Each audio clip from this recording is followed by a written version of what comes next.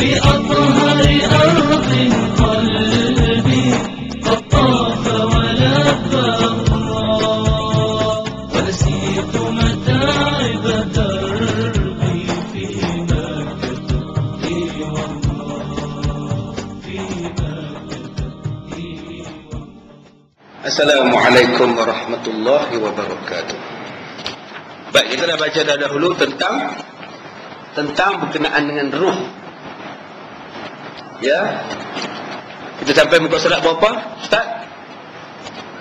Muka surat 15 bahagian. Baik, kita baca tentang berkenaan dengan ruh lagi. Belum habis lagi masalah ruh tu. Sekarang saya tengok dalam TV pun cerita hantu banyak sekarang. Macam-macam hantu kita. Kelewon lah, betung lah, niat rapi lah. Ada yang kaitkan dengan ruh. Ruh tak tenang, ruh balik. Betul ke? Betul ke ruh orang mati ni boleh balik malam Jumaat, baca Yasin dengan kita, siap dengan makan tahlil lagi? Betul ke? Baik, kita habiskan masalah ruh pada hari ini insya-Allah. Demikian juga terzahir dalam beberapa hadis kembalinya ruh kepada jasad di alam barzakh dan dibangkitkan daripada kubur. Ada hadis mengatakan bahawa bila mayat masuk di dalam kubur, ruh tadi akan masuk balik dalam jasad mayat itu. Maka orang bertanya, kalau dah jasad, ruh masuk, kan hidup, Ustaz? Buat apa dia duduk dalam kubur lagi? Baik dia balik tengok TV.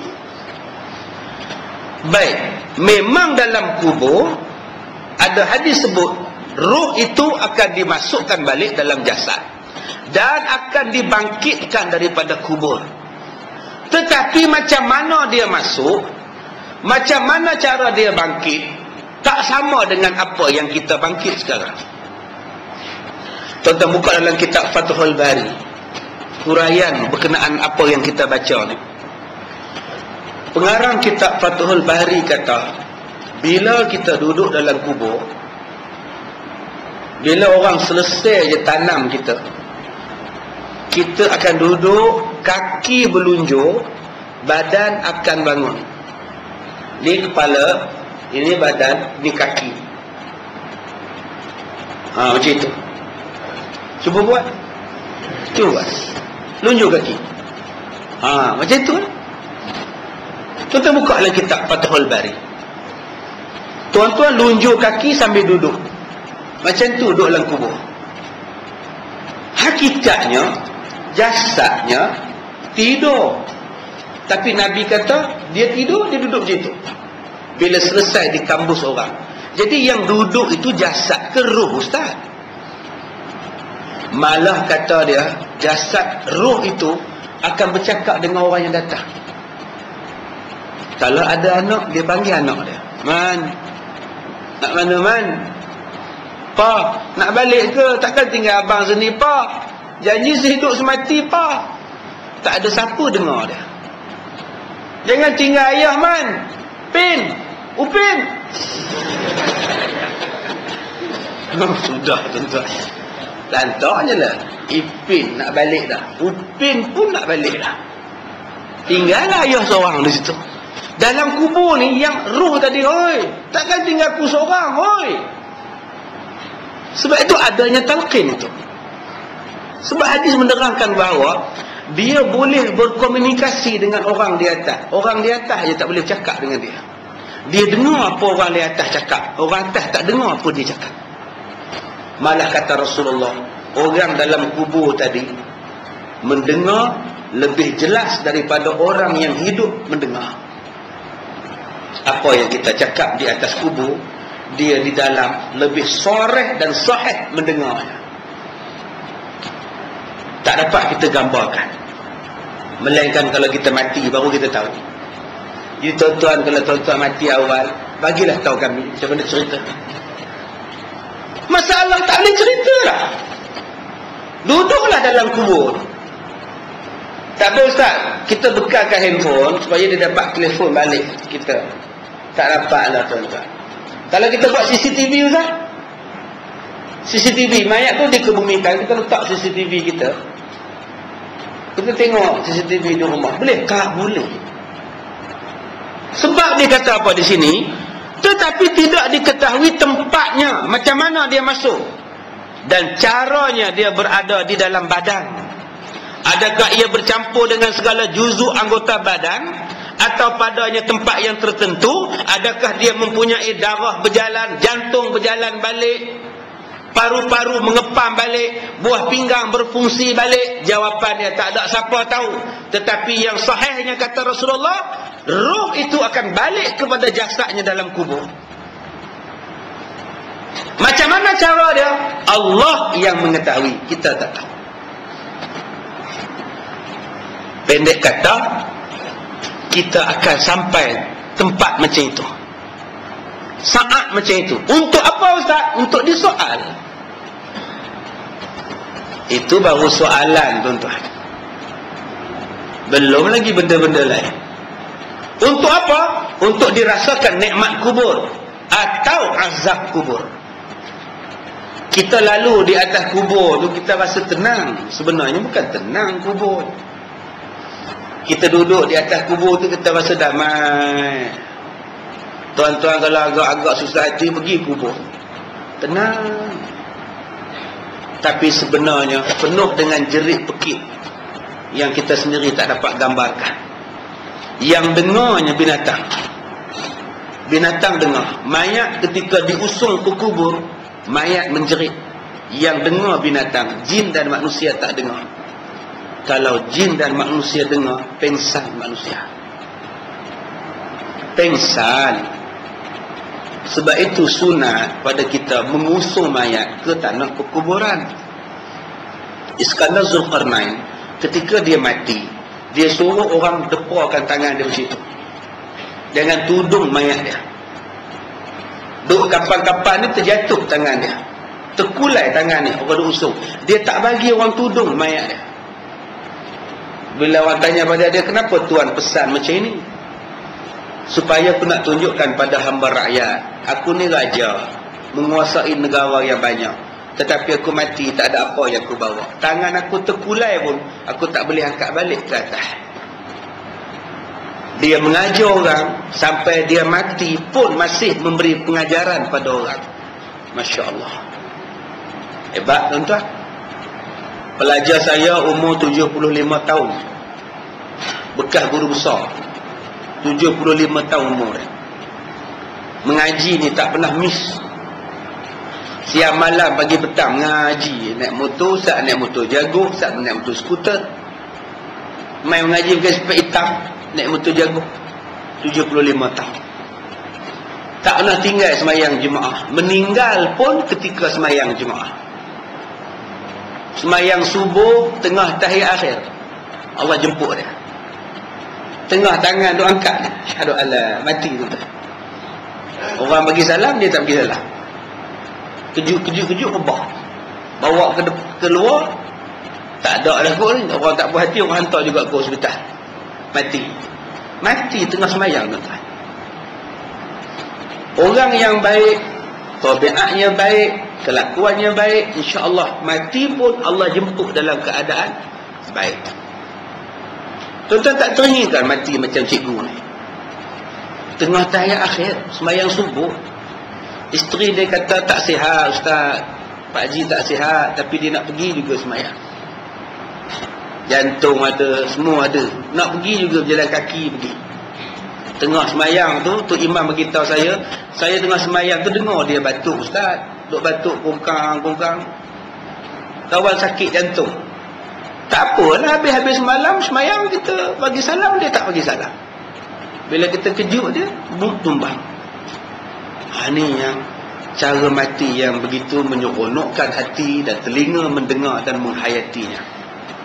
Jadi kalau mati dalam keadaan baik macam ini tuan-tuan, insya-Allah mati pun tengah semayang. Ini mati minum toddy, mati balik tikam nombor, semayang tidak apa tidak. Tuan-tuan bayangkan ruhnya macam mana. Berkata Imam Al-Haramain, sesungguhnya ruh itu jisim yang amat halus, lagi sangat hening, yang hidup pada zatnya yang mesra dengan segala jisim yang kasar ini, seperti mesranya air dengan pokok kayu yang hijau, yakni kayu yang hidup. Dalam badan kita ini ada ruh. Rapatnya ruh dengan jasad, tulang, daging, urat kita, macam mana rapatnya air dengan pokok. Dalam pokok ada air, tapi tak nampak air. Dalam pokok menjala-jala air, menyiramkan seluruh dahan, cabang, ranting, tunas, daun. Tapi di mana dia air dalam pokok tu, kita tak nampak pun. Kita tebang satu pokok kayu yang keras, yang besar, 2-3 pemeluk.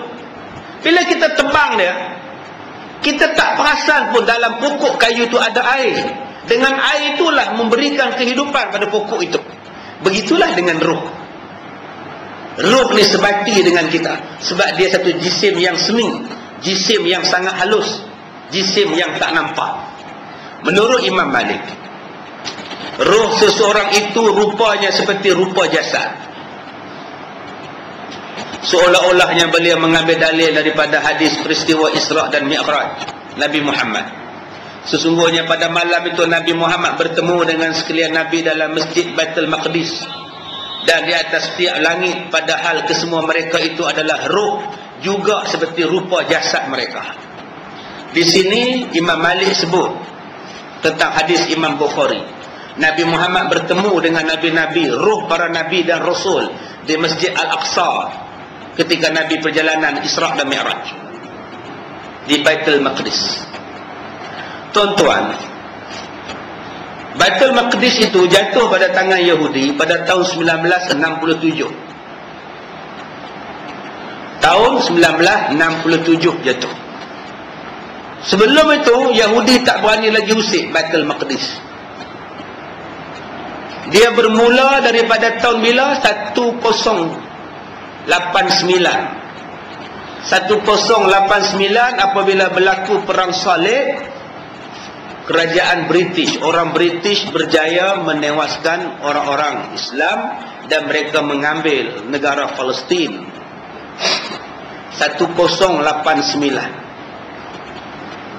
Kemudian Salahuddin Al-Ayyubi beberapa ratus tahun selepas itu berjaya mengambil alih semula Baitul Maqdis dan Palestin daripada tangan-tangan orang-orang Kristian daripada perang Salib.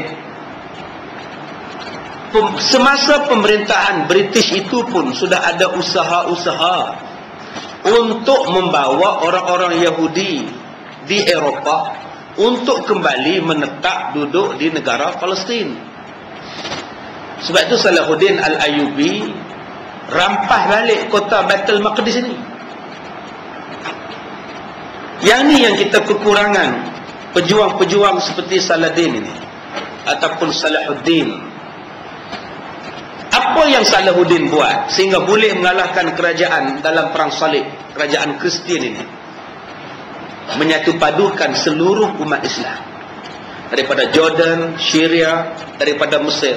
Semua kota-kota Salahuddin Al-Ayyubi, semua kotanya menjurus ke arah Baitul Maqdis. Semua menjurus ke arah sana. Tuan-tuan pergi ke Mesir, tuan-tuan tengok kota Salahuddin di atas bukit.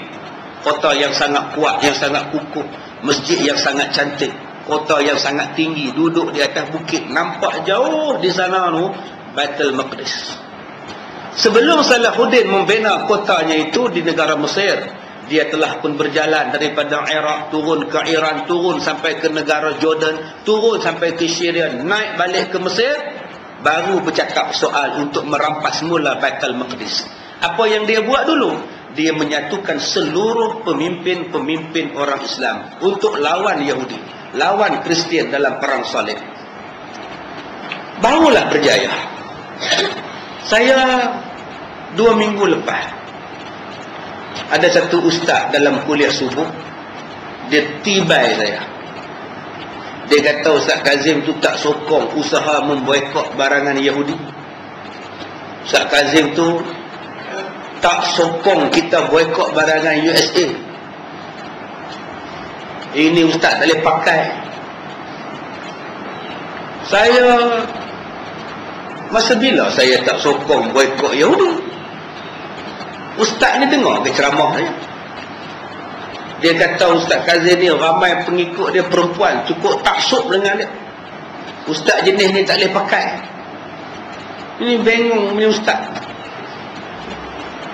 Masa bila saya kata jangan boikot Yahudi punya barang, tuan-tuan?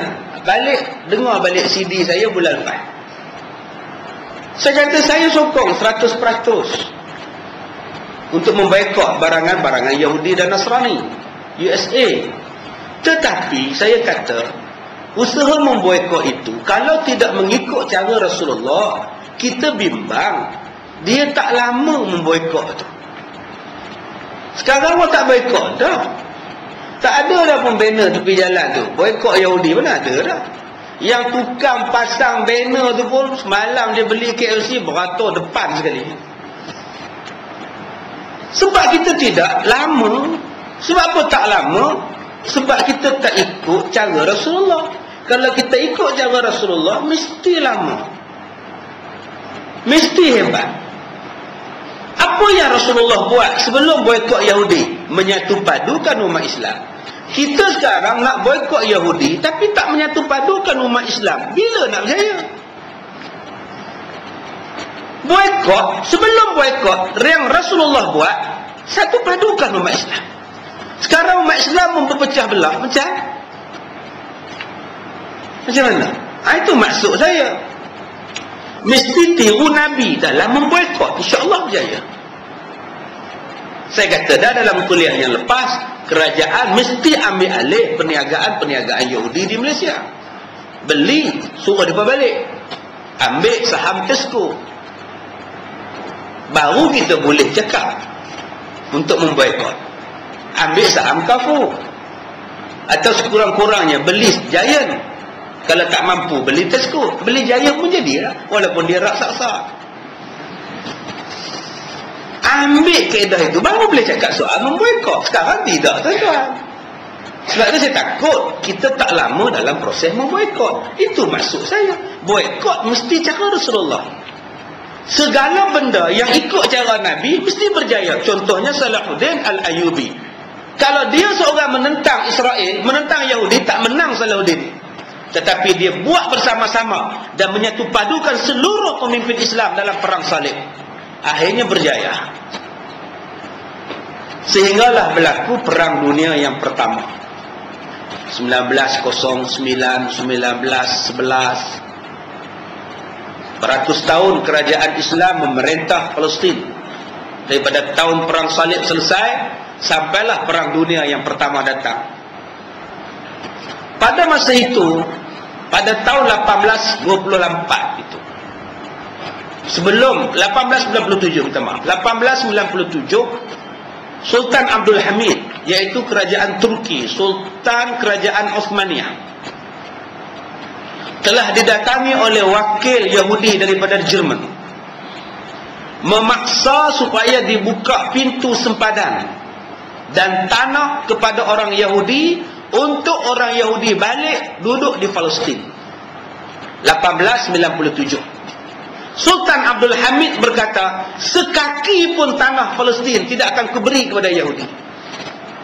Kerana mengambil kata-kata daripada Sayyidina Umar Al-Khattab, jangan biar seorang Yahudi pun walaupun sekaki dapat tanah di Baitul Maqdis atau di Palestin.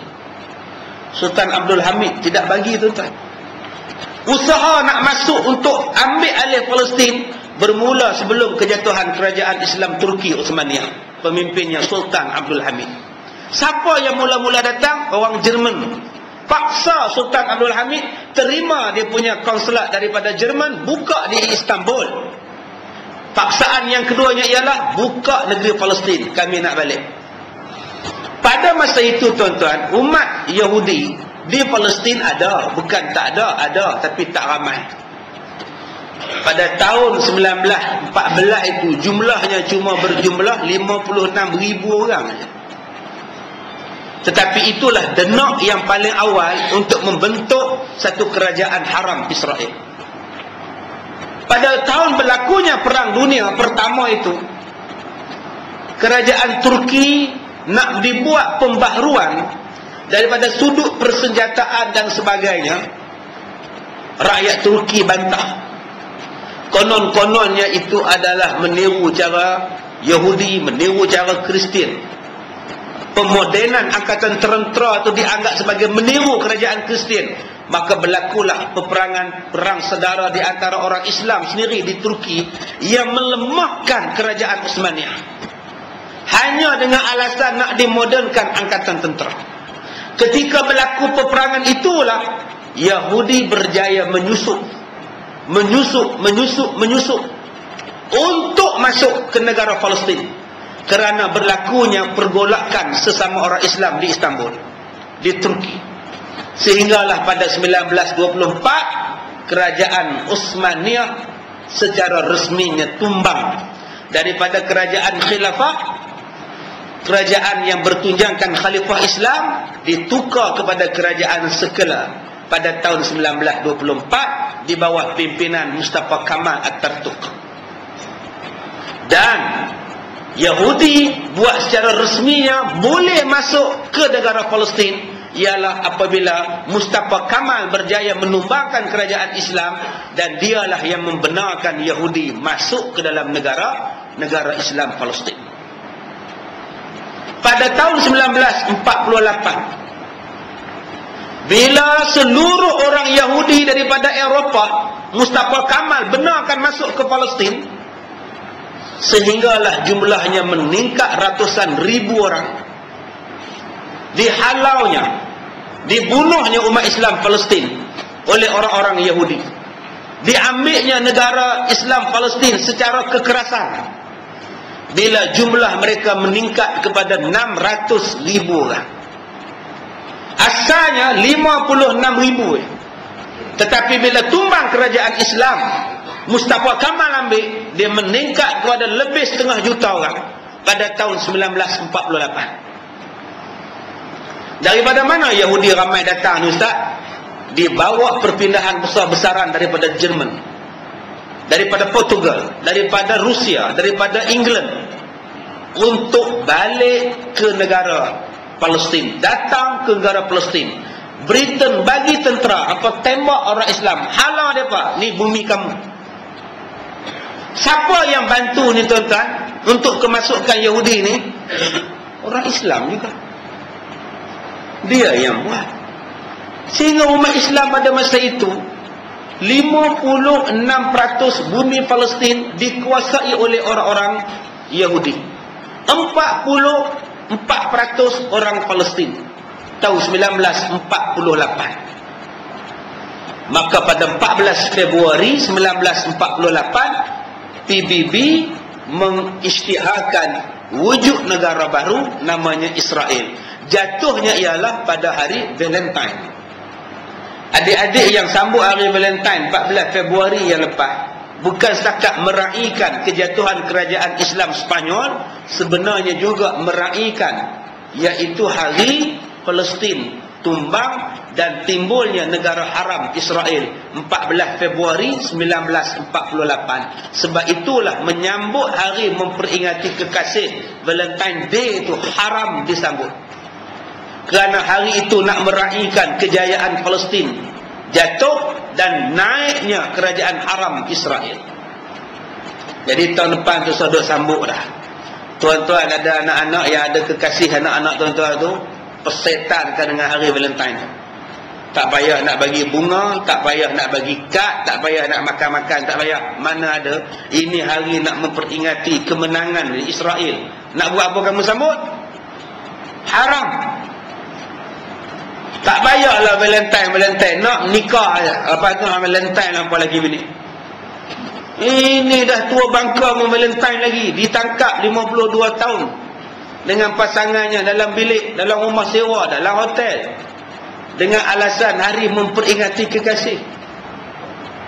Bulan Februari berzina, sempena hari kekasih. Tuan-tuan tunggu bulan 11, berselerak budak-budak kena buang tepi jalan. Anak-anak luar nikah akan terbit dengan banyaknya, bulan 11 akan datang. Hasil daripada kerosakan yang berlaku pada hari Valentine 14 Februari yang lepas. Yang ni yang kita bimbang tuan-tuan, Yahudi buat sungguh. Sehinggalah tahun 1967 dia masuk ke Baitul Maqdis. Sebelum tu Yahudi tak berani usik Baitul Maqdis. Sebab Baitul Maqdis yang ketiga tempat yang tersuci dalam Islam selepas Mekah, Madinah dan Baitul Maqdis. Tapi pada masa itu umat Islam terlalu leka. Baitul Maqdis dia masuk, Al-Aqsa dia bakar. Buat pertama kalinya dia bakar pada tahun 1967. 1968 berlaku peperangan, akhirnya meningkat Yahudi daripada 56%, dia dapat 72% negeri Palestin dan 28% dapat dekat negara Palestin.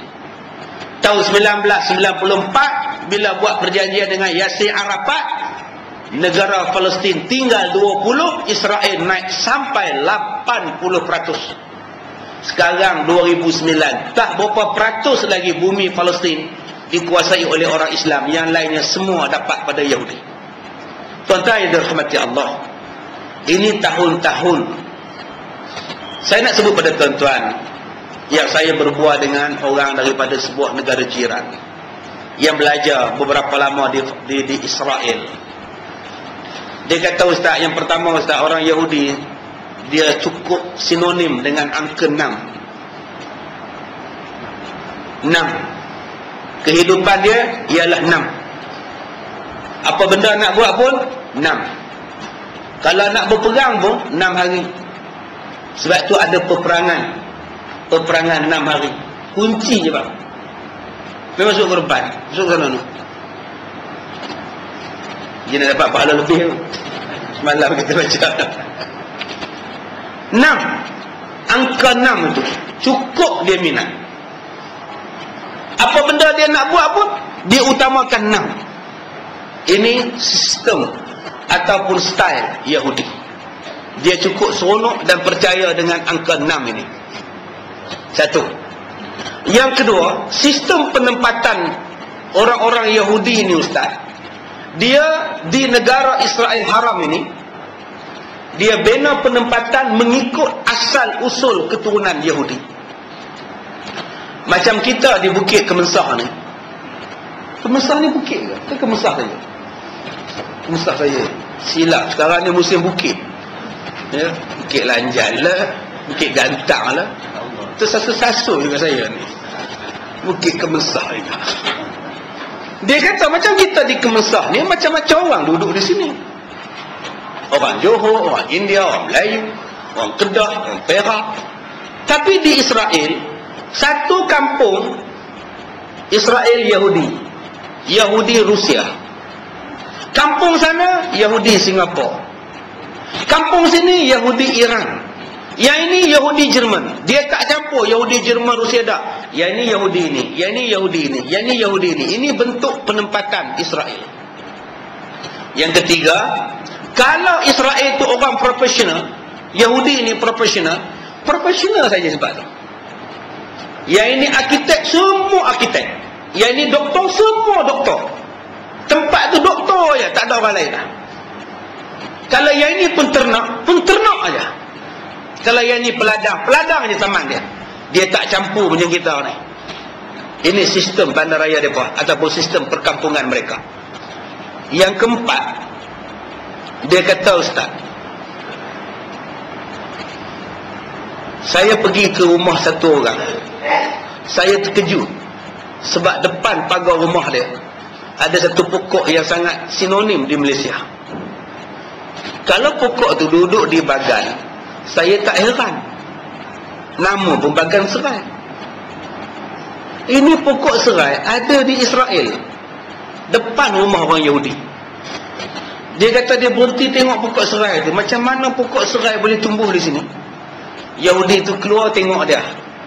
Dia tanya, kenapa hang tengok? Dia kata, saya heran macam mana pokok ni boleh main sini. Dia kata sebab dia pernah mari duduk di Malaysia 3 tahun.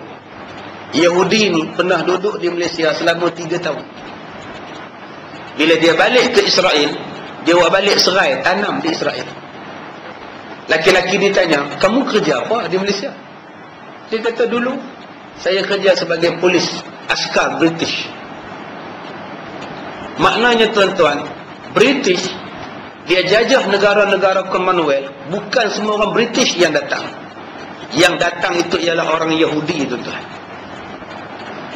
Kalaulah dia boleh buat balik serai, letak di tempat dia di Israel, tuan-tuan boleh bayar tak apa benda yang dia tinggalkan di tanah Melayu sebelum dia balik.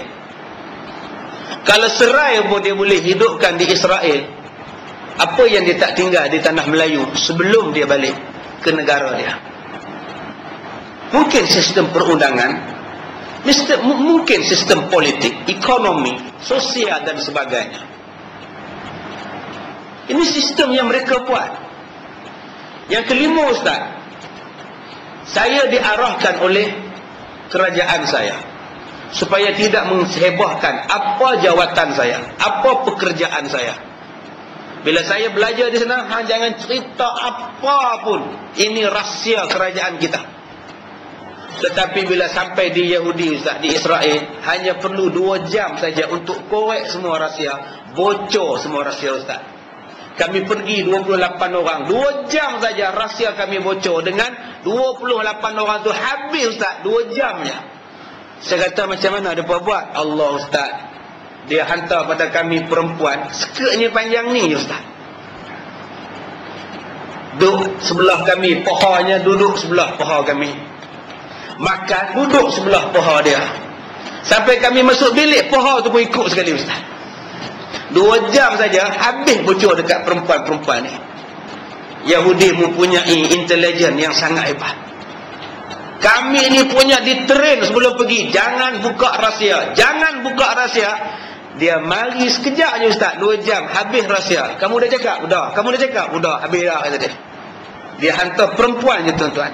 Dan perempuan mereka tu cukup cerdik untuk dapat rahsia. Berapa banyak pemimpin-pemimpin negara Islam yang tewas dengan macam ini je, tuan-tuan. Sebab tu saya katakan tadi di surah Ayub 4, iman dan takwa itulah yang jadi benteng paling kuat. Kalau kita nak jadi pemimpin, kalau kita nak jadi apa, iman dan takwa tidak ada, tak boleh jadi apa, tuan-tuan. Tak boleh jadi apa. Dia longlai habis, dia lingkup habis. Yahudi bukan bodoh, tuan-tuan. Bukannya dia tak cerdik, dia bergerak dengan cara cukup halus. Dia kata, Ustaz, saya naik kereta kebal Yahudi. Kereta kebal Yahudi tu boleh pusing, Ustaz, bulat. Anak tembak belah mana pun boleh. Teknologi kereta kebal ni kalau nak balik dengan negara Ustaz sekarang, tak tahulah teknologi itu. Hak Ustaz sekarang ni, negara Ustaz sekarang ni dengan teknologi mereka dah ketinggalan beberapa puluh tahun punya teknologi. Budaya pemikiran mereka. Sebab tu mereka tak takut. Sebab kecanggihan pemikiran mereka itu. Teknologi yang mereka ada. Benda yang mereka ada. Yang ni yang orang Islam tinggalkan Quran. Bila dia tinggalkan Quran, Yahudi ambil, Yahudi ambil, Yahudi ambil. Sebab itu, Ustaz, di negara saya, orang Yahudi jadi penasihat. Penasihat negara saya semua bangsa Yahudi. Sebab itu negara ini dengan negara Ustaz 15 hingga 20 tahun membezakan. Kemajuan di negara saya dengan kemajuan di negara Ustaz 15 hingga 20 tahun bezanya. Sebab apa ambil Yahudi sebagai penasihat? Kerana orang Yahudi lah orang yang paling faham tentang Islam. Nak menjatuhkan Islam, nak merosakkan Islam, mesti faham Islam. Sebab itulah dia buat. Dia buat ambil penasihat Yahudi. Macam mana nak buat? Apa kelemahan orang Islam? Apa kekuatan orang Islam? Dia buat kaji betul-betul. Dia buat. Maksudnya mereka mengenali musuh. Baru mereka buat. Kita ada mengenal musuh. Musuh kita yang sebenar pun kita tak tahu. Musuh kita jadi kawan kita. Kawan kita jadi musuh kita sekarang. Yahudi tidak. Yang ke-8, Ustaz, Yahudi ni jahat macam mana pun dia, baik macam mana pun dia mesti ada benda nak ngenakan kita. Selagi mana kita bukan bangsa Yahudi. Hilu kat kita, Cina kah kita, Inggeris kah kita, Melayu kah kita, baik macam mana pun dia mesti kenakan kita. Sebab pengajaran dalam kitab Talmud sebut semua bangsa dalam dunia adalah binatang melainkan Yahudi. Ini pegangan bangsa Yahudi. Semua bangsa dalam dunia ini bagi bangsa Yahudi adalah binatang. Yang tidak binatang hanyalah Yahudi saja. Sebab itu boleh tembak budak-budak kecil sekalipun. Sebab budak-budak kecil itu pun adalah anak binatang. Jangan ada perasaan pada anak binatang. Kita punya duk kesian dekat bangsa Palestin, kena tembak budak baru lahir, kena tembak. Bagi bangsa Yahudi tak ada belas kasihan. Sebab itu binatang pada dia. Yang seterusnya, riba adalah satu amalan mereka, kewajipan kepada mereka, dan melaksanakan riba ke atas umat Islam adalah berpahala. Dia tanya pada saya, Ustaz, berapa puluh tahun dah orang Islam berperang dengan Palestin, dengan Israel? 73 perang, 82 perang, 84 perang. Perang tak habis. Termasuk perang yang baru ni 22 hari. Perang 22 hari.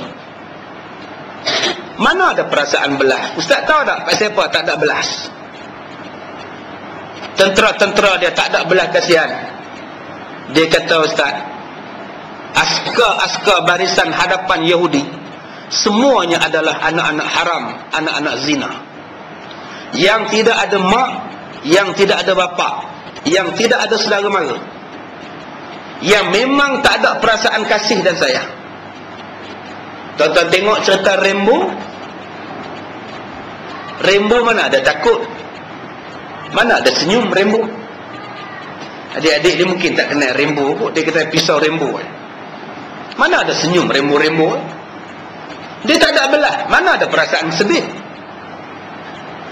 Mereka ambil anak-anak haram ni, anak-anak luar nikah ni, letakkan setempat, jadikan manusia yang betul-betul tak ada hati perut. Yang kamu kena baik pada kerajaan saja. Kerajaan bagi makan kamu. Kalau kerajaan tak bagi makan kamu, mampus kamu. Akhirnya jiwanya hanyalah untuk kerajaan. Sekarang bunuh orang Palestin. Bunuh saja-saja, tuan-tuan. Macam kita ni, sejahat-jahat orang kita, dia ingat mak dia. Dia nak rompak satu makcik. Bila dia nak rompak, makcik ni macam mak aku. Kadang-kadang perompak tu tak jadi rompak. Dia fikir ni tu. Kadang-kadang dia nak rogok perempuan, dia fikir juga, kalau adikku kena rogok macam mana? Mungkin tak jadi dia. Pasal dia ada mak, dia ada kakak, dia ada adik, dia ada ayah. Tapi tentera Yahudi, dia nak fikir apa? Mak tak ada, bapak tak ada, adik tak ada, kakak tak ada. Dia sebatang kara, mampus nak jadi apa pun. Sebab tu dia tak ada perasaan untuk membunuh orang. Perasaan sedih, kesian, tak ada. Macam mana nak buat, tuan-tuan, dengan bangsa macam ini? Bangsa menganggap bangsa paling tinggi darjat dalam dunia. Segala benda yang halal, halal lah pada dia. Segala benda yang haram pun halal pada dia. Tuan-tuan yang dirahmati Allah, saya berbual dengan sahabat ni dekat-dekat sejam lebih, tuan-tuan. Benda rahsia banyak lah yang saya tak boleh sebut di sini, kerana melibatkan soal keselamatan dia dan negara dia. Tapi yang saya nak sebut pada tuan-tuan, Yahudi mengetahui rahsia, kekuatan, mentaliti, sikap, perangai, ekonomi negara-negara Islam. Dia tahu serba-serbi apa nak melemahkan umat Islam. Sebab tu dia mula-mula hantar pada umat Islam ialah makanan. Diberikan makanan kepada orang Islam, dibuatkan makanan yang kotak-kotak, yang campur dengan bahan kimia, yang lama-lamanya orang Islam tak boleh fikir dengan waras. Berpuluh tahun orang Islam duk makan benda-benda yang hebat yang dibuat daripada negara-negara yang hebat-hebat, negara Amerika ni. Bila makan barangan Amerika, bila hisap benda barangan Amerika, kita rasa hebat. Ditonjolkan bahawa pakai barangan ini hebat. Pakai baju mereka pun hebat, pakai seluar jin mereka pun hebat, makan cara mereka pun hebat, isap rokok cara mereka pun hebat. Dalam hebat-hebat itulah diletakkan macam-macam racun, benda-benda kotor di dalam dia, sampai menjejaskan umat Islam punya kesihatan. Tuan-tuan ingat Yahudi ni buat saja-saja kan tuan-tuan. Dia kaji dulu setiap bahan perisa yang mereka buat dan mereka campurkan dalam makanan. Yang kedua, dia kata dalam proses pemakanan itu dihantar kepada negara-negara Islam makanan yang paling busuk dan buruk sekali untuk negara Islam. Yang paling baik-baik semua untuk negara kafir. Termasuklah dia kata kismis itu. Yang sampai pada kita kismis daripada Amerika itu tuan-tuan yang paling buruk sekali lah. Yang itulah yang tuan-tuan buat jampi anak-anak, doa selamat lah, doa terhati lah, apa lah. Saya dah kata dah pada tuan-tuan, cari kismis merah, cari kismis Iran yang Nabi sebut, kismis merah, kismis merah yang kita duk cari sekarang di kedai-kedai duk jual dalam kotak kecil tu. Bukan hak Ustaz Ma'ai Tangguhnya tu, bukan.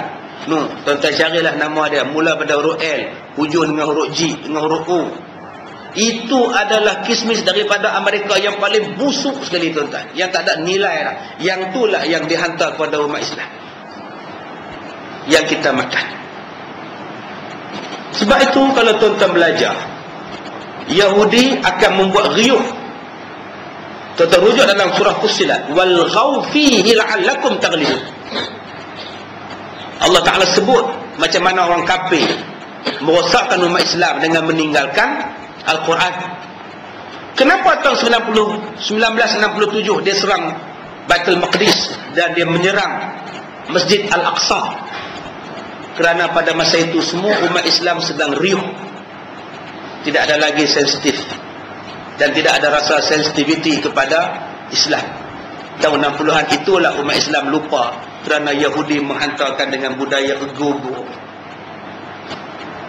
Yahudi merosakkan kita yang pertama tadi dengan makan, yang keduanya dengan ego-ego, muzik.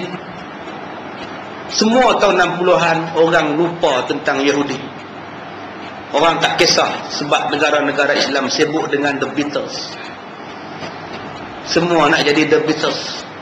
Pakaian pun pakaian Beatles, cara hidup pun cara hidup ego-ego, pok ye-ye. Semua nak jadi, lupa tentang soal agama. Tuan-tuan ingat balik gambar tuan-tuan tahun 60-an, cuba pergi tengok. Kenangan-kenangan dulu, parti balik. Semalam kita baca surat khabar, semua semalam. Tengok satu orang meninggal dunia, orang besar meninggal. Tengok gambar dia tahun 60-an, dia dengan isteri dia, macam mana pakai. Patut gambar tu tak sia-sia, dah kawan dah mati. Yang paper dia pun satu. Tengok gambar isteri dia pakai macam mana. Saya tak tengok walaupun gambar tu tahun 60-an, tapi tak sesuai ditayangkan gambar itu. Gambar lama. Isteri pakai juga seksi. Tuan-tuan cari surat gambar ke semua semalam. Dia dah meninggal, baru meninggal. Tunjuklah gambar hak elok-elok. Gambar hak lepas-lepas tu tak payah. Pada masa itu hampir orang kita ni pakai ni macam Yahudi semua. Semua datang, The Beatles datang, Rolling Stone. Semua tu dia ada gegur, ketuk-ketuk badan ni. Orang India pun jadi gegur tuan. Hindustan pun habis. Semua nak jadi I wanna all your hand deko abto musko nahi rekabelai, semua nak jadi. Syami Kapoor tu pun nak jadi juga tuan. Tengok tahun 1968 Brahmachari tu. Dia benar gede-gede. Tak ada lah image India dalam cerita Brahmachari tu. Semua gugur orang. Aje ke tere mere pyar ke tel ai. Betul kan? Kita kena tanya penulis lirik kita. Bila mari 70-an, dia tukar daripada gugur, dia tukar pada hippies, Woodstock. Semua rambut panjang. Beatles pun jadi rambut panjang lah. Dulu Beatles rambut pendek. Mari 70-an, dia jadi rambut panjang lah. Jadi spek mata bulat lah. Hitam spek mata. Rambut panjang lah. Apa? Dadah. Apa? Dadah. Tahun 70-an. Yahudi hantar dadah. Tahun 73 dia start berperang dengan Palestin, berperang dengan Mesir tahun 73. Pun orang tak ambil kisah. Kerana Yahudi dah menghantar dadah. Sampailah umat Islam leka dengan dadah. Bermula dadah ni tahun 70-an, tahun 60-an tak ada lagi dadah, tuan-tuan. Budaya inilah budaya yang sampai seluruh umat Islam dan seluruh umat manusia di muka bumi ni semuanya jadi hippies, Woodstock. Budaya seks bebas, jenis tak mandi punya ni, rambut-ramba punya beg, baju rambut-ramba seluar meleret jalan, sapu habis sampah. Ini tahun 70-an. Kesan dia bukan pada negara Islam. Saya kata satu dunia. Orang India pun yang kuat berpegang pada India pun tewas dengan Yahudi. Itu yang datang Dum Meredum itu.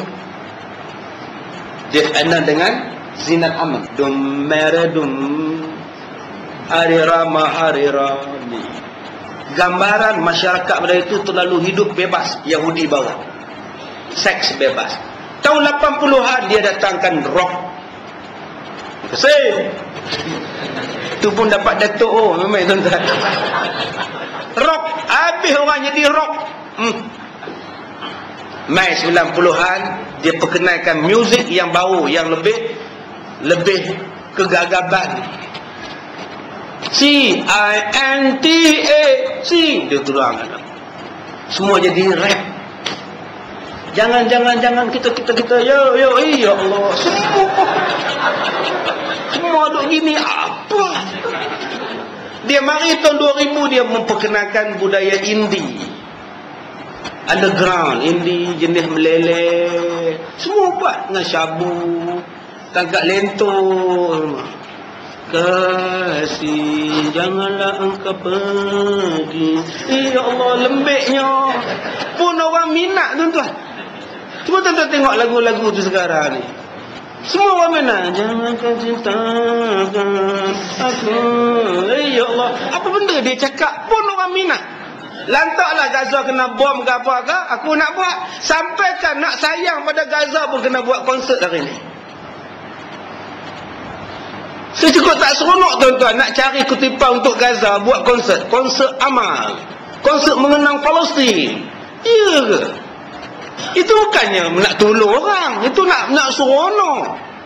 Tak memadai pergi ambil serban Yasir Arafat tak atas bau. Kita sokong Palestin. Lepas tu campur lelaki perempuan. Itukah caranya disuruh agama? Tak Islamik langsung. Yang betul-betul macam mana perjuangan kita.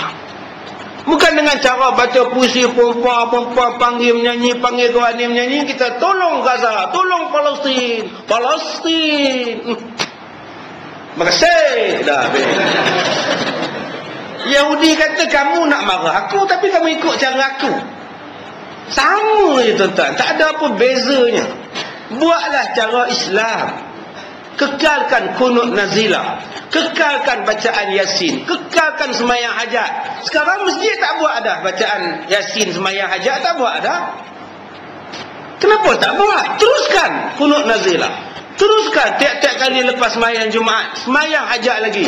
Sebab Allah janjikan bahawa dalam Quran surah Al-A'raf ayat 167 Allah Ta'ala kata Yahudi dan bangsanya akan tetap dihinakan oleh kamu selama-lamanya. Allah sebut dalam surah Al-A'raf 167 terang-terang Allah kata Yahudi boleh dikalahkan tapi melihat kepada iman dan cara kita. Kalau cara kita nak mengalahkan Yahudi pun dengan cara Yahudi, tidak dengan cara Islam, bila kita nak dapat mengalahkan Yahudi? Nak mengalahkan Yahudi dengan senjata Yahudi, muzik, tak mahu, tuan-tuan. Muzik itu pun satu senjata mereka terang-terangan untuk menjauhkan Islam dan umat Islam daripada Islam. Gunakan pendekatan yang lain. Salahuddin tidak pernah menggunakan muzik untuk menunjukkan kebencian dia kepada Yahudi. Sebaliknya menggunakan pendekatan senjata dan boikot untuk menentang Yahudi. Ini yang kita sama-sama fikir, buat untuk umat Islam berfikir dan bertindak. Kita tak boleh nak pergi hantar jet ke apa untuk mereka, tetapi memadai untuk kita sembahyang hajat tak tinggal. Kalau masjid tak buat, kita buat di rumah. Kalau masjid tak buat di masjid, kita buat di masjid seorang-seorang pun memadailah. Jangan orang tak buat langsung, kita pun tak buat. Pemua tak ada sembahyang hajat untuk Palestin ke? Tak payah. Aku pun tak payah. Biar orang lain tak payah, tapi tetap kita istiqamah buat. Saya dah kata dah tadi, mastaqamu, mesti buat dalam keadaan istiqamah. Baik.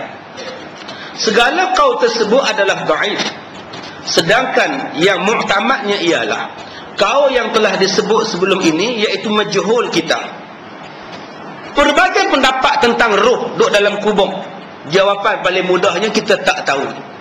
Nabi kata memang roh masuk balik. Cara dia masuk duduk dalam badan macam mana? Wallahu a'lam. Tak ada siapa tahu. Dipanggil apa? Dipanggil majhul. Tak tahu. Oleh sebab itu, tidak sunat kita menuntut untuk mengetahui sedemikian. Bahkan hukumnya menjadi makruh kerana tidak ada satu nas pun daripada syariat yang menjelaskannya dengan sarih macam mana cara roh masuk di dalam kubur. Yang wajib kita percaya, roh datang balik. Macam mana dia masuk, macam mana dia dapat nikmat, macam mana dia duduk, kita tak tahu. Saya selalu sebut pada tuan-tuan tentang majalah Mastika. Ya, tentang majalah Mastika, duk cerita pengalaman orang, pengalaman Mak Ji, Pak Ji, isteri Pak Ji. Bila Mak Ji datang baca Yasin, buat tahlil, isteri saya datang malam tu bawa kawan-kawan dia duduk sama-sama baca Yasin. Betul ke? Kenapa tak refer kepada Quran? Ada tak Quran kata roh balik? Tak ada. Tapi ustaz, ini pengakuan satu Pak Haji ustaz. Lantaklah dia Pak Haji ke Pak Haji ke, apa-apa aja lah. Quran kata tak ada, tak ada lah. Mungkin jin ustaz. Kalau jin kok betul. Roh dah tak ada urusan dengan dunia. Roh di alam rahim tak ada urusan dengan dunia. Roh ketika duduk dalam jasad sekarang ada urusan dengan dunia. Roh kalau sudah berpisah dengan jasad, dia sudah di alam barzakh. Dia bukan di alam dunia. Dia tak ada nak balik baca Yasin, pi kenduri doa selamat dan sebagainya. Ada ustaz macam dia mati ustaz. Lepas-lepas dia mati ustaz, orang kampung jumpa dia bawa pokok ketapang. Orang kampung jumpa dia tengah nunggu bas waktu maghrib. Padahal dia dah mati ustaz. Ya, apa okey. Padahal dia dah mati dah ustaz. Itu mungkin jin, mungkin qarin, atau mungkin hantu raya. Mungkin dia membelah. Dia belah jin. Jelmaan jin tu menyerupakan wajahnya supaya menimbulkan fitnah pada orang kampung. Dia tu jahat, belah hantu, hantu dia berjalan. Tuan-tuan, kalau orang mati, tuan-tuan jangan kata hantu dia keluar, hantu dia datang balik, hantu dia ganggu orang. Itu fitnah pada si mati. Mungkin jin itu menjelmakan mukanya macam muka orang mati. Tujuannya supaya orang kampung benci pada keluarga si mati, memfitnah pada si mati. Kalau berlaku dalam taman tuan-tuan, kampung tuan-tuan, sesudah kematian seseorang, rohnya berlega-lega, tuan-tuan jangan kata roh si fulan balik, roh si fulan balik. Mungkin setan menjelmakan wajahnya supaya tuan-tuan membuat dosa kepada si mati. Tugas tuan-tuan baca Yasin je. Satu kampung saya duduk dulu. Lepas satu hamba Allah mati, pocong jalan dalam satu kampung. Saya mengajar. Dia kata, ustaz macam mana ustaz, kami dah tak aman ustaz. Lepas-lepas isyak semua orang balik ustaz. Pocong pukul 11, pukul 12 buk berjalan. Habis orang tak berani keluar ustaz. Alhamdulillah saya kata. So kurang-kurangnya tak ada siapa nak merempit. Budak-budak pun tak berani lepak di pondok bahar. Pocong lalu. Itulah kebaikan pocong. Ya, pencuri tak berani nak mencuri. Kan baik tuan-tuan, biarlah. Tapi tak aman ustaz. Isteri takut, anak takut. Baca Yasin 3 kali dah. Satu kampung panggil baca Yasin di masjid, larilah pocong tu. Macam yang berlaku di Johor baru ni, yang mereka buat pocong 3, 5 beranak tu. Itu saka tu.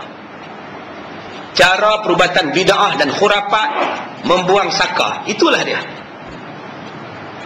Mungkin mereka ni ada saka, Tok Bomo tu kata nak buang saka, kita kapankan saka tu. Buh batu, buh batang pisang, buh apa, dibalut dengan kain kapan, tanam dalam sungai. Ini hukumnya bid'ah, khurafat, syirik, semuanya ada. Bukan macam itu buang saka, tuan-tuan. Dalam Islam, saka maka ni kita sebut syaitan lah. Kalau tok nenek kita mati, bomo-bomo selalu kata, ini saka dia lah datang ni, suruh kamu ambil. Nak ambil ke tak nak ambil? Tak payah ambil, tuan-tuan, kalau betul. Kadang-kadang tok nenek kita tak ada saka pun, tetapi saja setan datang nak menjadikan kita memfitnah tok nenek kita. Kalau ada gangguan di rumah tuan-tuan, saya sebut selalu pada tuan-tuan, jangan tinggal surah Baqarah. Tiap-tiap malam, tiap-tiap hari habiskan Al-Baqarah. Kalau boleh seminggu tiga juzuk ataupun satu surah Baqarah terpulanglah.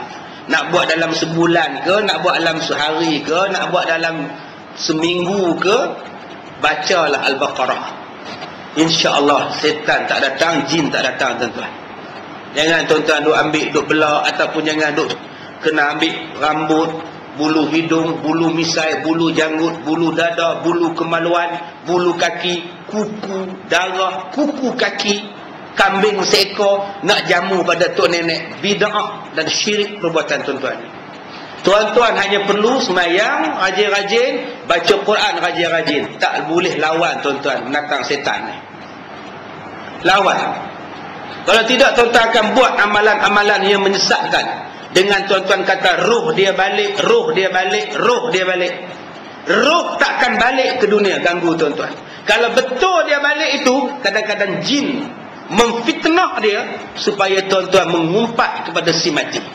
Ini peranan jin. Walaqad adalla minkum jibillan katsiran afalam takunu taqilun. Setan ini adalah tugasnya menyesatkan kamu, dan sesungguhnya berapa banyak manusia telah disesatkan oleh syaitan. Tidakkah kamu memikirkannya?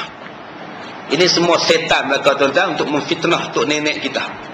Baik, yang terakhir, setengah ulama telah mengharamkan, dan sebab itulah berkata Syekh Junaid, roh itu adalah satu yang memberi bekas oleh Allah Ta'ala dengan mengetahuinya, sedangkan dia tidak memberitahu tentangnya kepada seseorang pun daripada manusia. Oleh itu, tidak harus seseorang hamba membicarakan bab roh selain apa yang mereka tahu tentang roh yang disebut oleh Allah di dalam Quran, wa yas'alunaka 'anir ruh qulir ruh min amri rabbi. Dan mereka bertanya kepada, dan mereka orang-orang Yahudi bertanya kepadamu wahai Muhammad tentang ruh. Katakanlah bahawa ruh itu adalah urusan Tuhanku. Kalau Nabi pun tak dapat maklumat daripada Allah tentang ruh, apatah lagi manusia biasa macam kita. Maka janganlah saudara sekalian cuba-cuba membicarakan hakikat ruh. Jika saudara berbuat demikian, barangkali saudara menjadi sesat. Lantaran ada manusia yang cuba membicarakan ruh, maka dia gagal mendapatkan hakikat, maka jadilah sesat. Seperti dia berkata ruh itu qadim, atau dia berkata ruh itu juzuk daripada qadim. Ada pula yang berkata ruh itu Tuhan, ada yang berkata ruh itu Allah. Seperti dia berkata anallah, anallah, anallah, anallah. Orang yang berzikir anallah, anallah, anallah adalah sesat dengan sesat-sesatnya. Ya tuan-tuan, cukup sekadar itu. Ada apa-apa soalan? Baik, ada beberapa soalan yang dihantar pada saya tentang masalah syubhah dan masalah haram. Syubhah pun jelas, haram pun adalah jelas, halal pun jelas. Halal jelas, haram pun jelas. Jadi kalau yang tak jelas itu dipanggil sebagai syubhah. Meninggalkan syubhah itu lebih afdal. Rasuah itu apa? Rasuah ni macam-macam jenis. Ada rasuah yang melibatkan kerja, ada rasuah yang melibatkan upah, ada rasuah yang minta, ada rasuah yang tak minta. Rasuah yang terang-terang ialah rasuah yang minta. Kamu nak benda ni, kamu bagi dekat aku, banyak ini aku luluskan. Itu rasuah. Tapi kalau tuan-tuan tak minta, dia bagi, dia hantar dekat ofis kita satu hamper raya Cina, boleh ambil dengan syarat semua makan. Pasal kita tak minta. Jangan tuan-tuan bawa balik seorang-seorang. Syarat yang kedua, boleh ambil dengan syarat apa yang dia bagi itu bukan satu perkara yang menjadikan tuan-tuan memberi keutamaan pada dia selepas ini. Kalau dia datang bulan depan, dia kata, encik, itu sudah makan ke? Awak punya hamper. Sudah? Ini tolong tengok ini. Atau okey, ambil nombor dulu beratur sana. Tapi kalau tuan-tuan dah makan, walaupun tuan-tuan tak minta, tengok Toki tu datang. Toki, sini. Tak payah ambil nombor. Toki baik punya orang. Itu baru jatuh rasuah. Kalau dia bagi, ambil ya, lantak je lah. Tapi syarat pertama saya katakan tadi, ramai makan. Yang kedua, jangan bagi keutamaan pada dia. Sudah makankah itu kacang boreng punya? Sudah makankah? Sudah? Sedap kah? Biasa lah. Boleh tengok awak punya bolang lah. Nombor ada? Buat taklah ambil. Pergi ambil nombor, beratur ikut nombor. Tunggu sampai nombor dipanggil. Itu kacang sudah makan. Makan-makanlah, dah jadi taik dah pun. Nak duduk di belakang. Kalau tuan-tuan boleh cakap macam itu, silakan. Tapi kalau agak-agak tak boleh, tinggalkan benda itu, lagi bagus. Kerana itu dipanggil sebagai syubhah. Jadi benda haram, dah jelas haramnya. Benda yang tak berapa nak kata haram, tak berapa nak kata halal, tuan-tuan tinggalkan. Itu lebih warak. Nama barang itu ialah syubhah. Daripada syubhah, lama-lama jatuh pada haram. Man waqa'a fi syubhah, waqa'a fil haram. Sesiapa yang terlibat dengan syubhah, dia juga akan terlibat dengan benda haram. Sebab itu mengelak daripadanya lebih afdal dan utama. Baik, ada masalah? Ya. Tentang Israel, ya.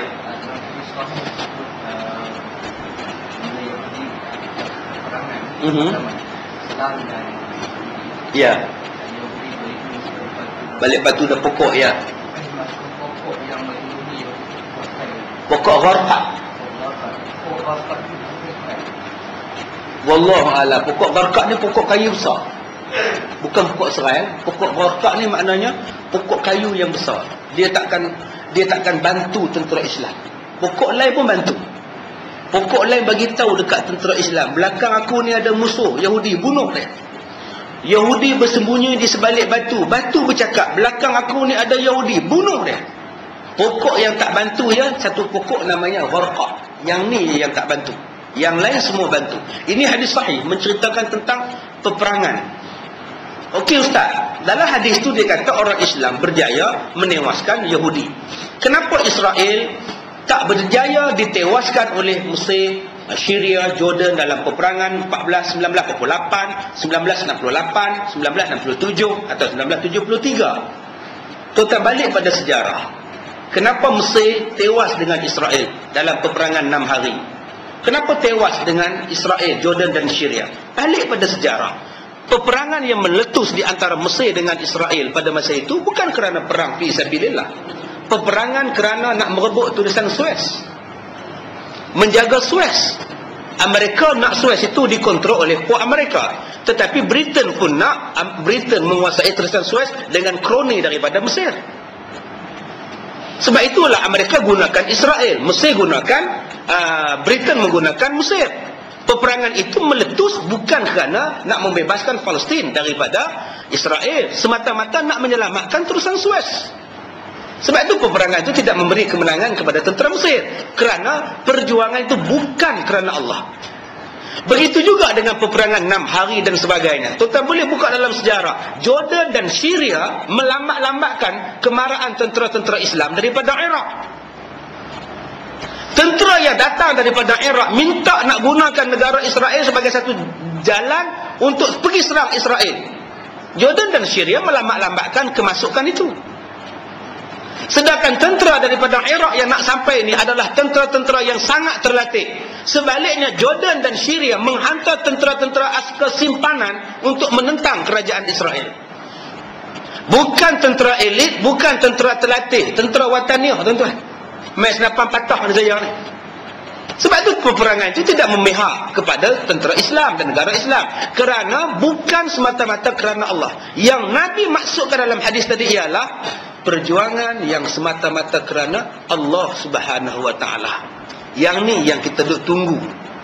Dan kita kena yakin seperti mana yang saya sebutkan tadi dalam juzuk yang ke-9 surah Al-A'raf, saya sebutkan tadi, kemenangan mesti datang dan kemusnahan mesti sampai kepada orang-orang Yahudi, dan kemenangan mesti datang pada orang-orang Islam.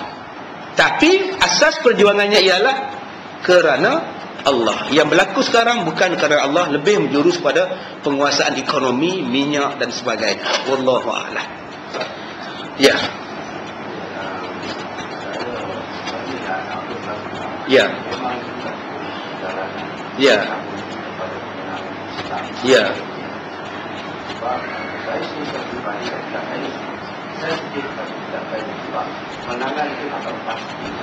Ya. Yang berlaku sekarang dan begitu-begitulah di sana juga nak mengumpulkan bangsa Islam memang sudah berada sedang dalam proses lah. Proses di awal. Ya. Jadi kalau misalnya kita komentar apakah yang perlu kita buat kemenangan mungkin tidak akan berlaku. Ya. Yakin kemenangan akan datang. Baik, saya sebut pagi tadi di surah Ayyub 4. Khalid Al-Walid di dalam peperangan dia ada empat unsur yang dia pegang sampai tentera dia tidak pernah tewas bila diutuskan oleh Rasulullah, Sayyidina Abu Bakar dan Umar Al-Khattab. Khalid menjadi panglima.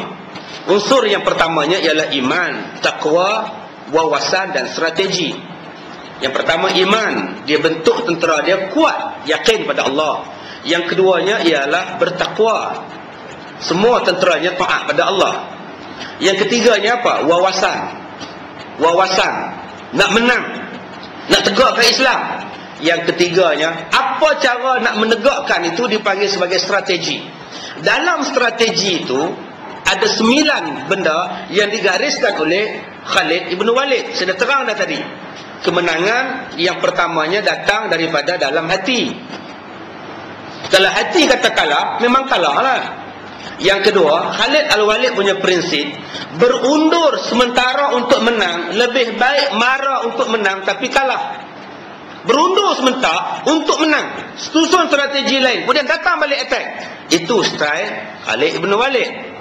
Yang ketiga saya dah sebut, yang keempat saya dah sebut di Ayyub 4 tadi. Yang kelima saya tak sebut. Yang kelima, strategi Khalid itu apa? Kemenangan itu adalah hasil. Kemenangan itu adalah hasil. Yang paling penting ialah cara untuk menghasilkan kemenangan. Jangan hanya nampak nak menang. Menang tu natijah ataupun hasil. Sebelum menang tu mesti ada apa benda untuk menang. Yang ni dia makan strategi tadi. Kita menunggu saat Yahudi tewas. Adakah kita menunggu saja? Kita akan menang, itu hasil. Sebelum menang itu apa yang perlu kita buat? Yang ni pegangan Khalid Ibn Walid. Jangan hanya bercakap soal nak menang, tapi kalau duduk di kedai kopi, bila nak menang? Kalau negara kita masih duk beli senjata daripada Amerika, bila nak menang?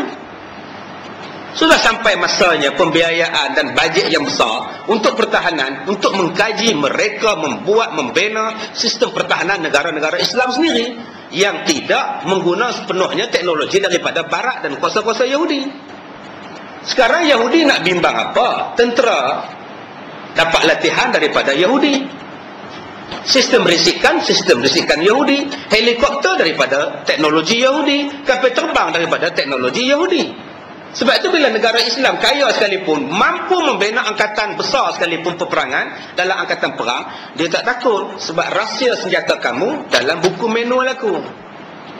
Kapal terbang kamu dalam buku manual aku. Aku tekan satu butang, terempas kapal terbang kamu. Jangan hanya bercakap soal menang. Nak pergi ke hasil itu apa buat. Jadi inilah yang Nabi suruh buat. Saya katakan tadi, perpaduan umat Islam, penyatuan umat Islam, ekonomi bangunkan. Rasulullah dah buat kan? Penyatuan umat Islam, pembangunan ekonomi Islam umat Islam, dan alternatif kepada segala barang Yahudi. cara Yahudi, pemikiran Yahudi, cari alternatif lain, tolak Yahudi, ambil Islam. Lama-lama Yahudi lingkup, tuan-tuan. Sebelum perang pun lingkup dah. Lingkup daripada segi moral. Bila moral dah lingkup, maka peperangan sebenar pun akan lingkup. Inilah yang Rasulullah buat ketika mengalahkan Yahudi. Inilah yang Umar buat ketika mengalahkan Yahudi. Tuan-tuan kena ingat, Umar pergi ke Baitul Maqdis untuk ambil alih negara daripada tangan Yahudi. Dia hanya pergi 2 orang saja. Dia tak perlu membawa angkatan besar, tuan-tuan. 2 orang je dia pergi. Dia baca khutbah lagi. Baca khutbah lagi. Orang Yahudi dengar khutbah Umar Al-Khattab. Umat Kristian, umat Islam, umat Yahudi, ingat, kita semua dapat Nabi yang sama. Orang Kristian mendapat Nabi Isa. Nabi Isa tu pun Nabi kami. Kita sama semua. Kita Allah Tuhan kita. Sampai sekarang pesanan Kristian itu, pesanan Sayyidina Umar masih diingat oleh orang-orang Kristian di Baitul Maqdis. Sebab itulah apabila orang-orang Islam diburu oleh orang-orang Palestin, orang-orang Yahudi, lari bersembunyi dalam gereja-gereja orang Kristian, padri Kristian tak bagi tentera Yahudi masuk. Tak bagi masuk, tak bagi bunuh, malah mereka bagi makan pejuang-pejuang Islam dalam gereja. Sebab khutbah Sayyidina Umar itu yang mereka adalah pegang sungguh-sungguh khutbah Sayyidina Umar Al-Khattab. Ayat ni yang saya katakan tadi, strategi ataupun penghasilan itu. Jangan hanya menampak kemenangan tanpa berusaha.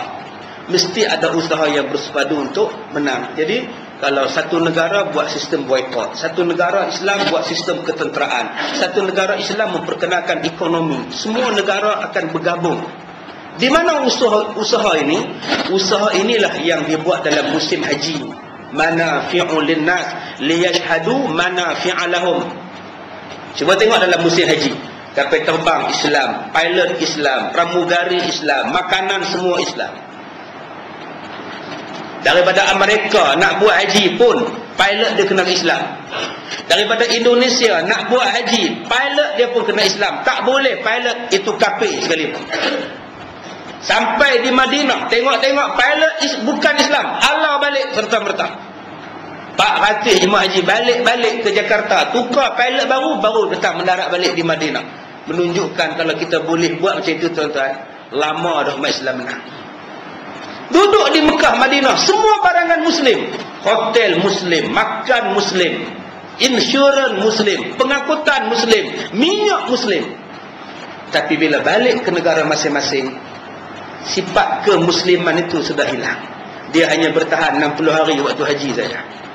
Yang itu yang tidak mencapai target haji sebenarnya. Ya Allah sebut, liyashhadu manafi'a lahum. Baik, cukup tuan-tuan, letih. Saya nak pergi Mina awak. Mina untuk ustaz ke untuk siapa? Rahsia lah. Saya nak pergi Wangsa Maju, nak Mina untuk staf saya. Ada satu orang di Wangsa Maju, seksyen 10 apakah? Pukul 12 sejanji. Jadi sekadar itu saja, tuan-tuan. Kuliah kita pada pagi ini kita sudahi dengan surah Al-Asr.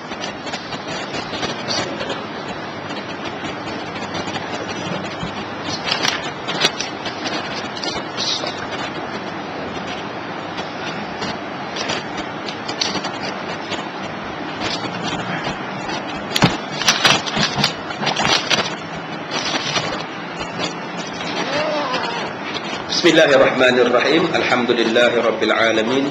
Wassalatu wassalamu ala asyrafil anbiya'i wal mursalin wa ala alihi wa sahbihi ajma'in. Allahumma inna naj'aluka fi nuhur a'da'ina wa na'udzubika min syururihim.